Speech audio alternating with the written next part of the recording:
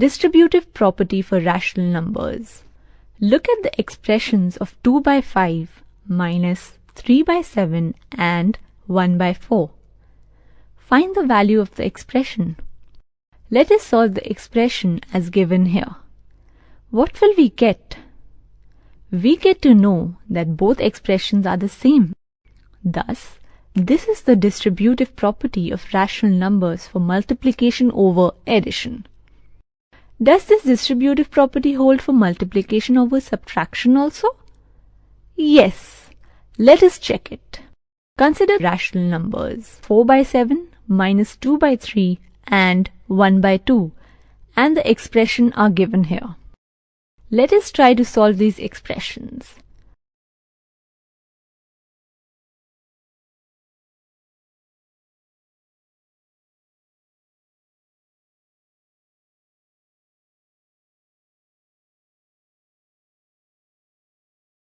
On solving the expressions, we notice that the result is same from both the ways.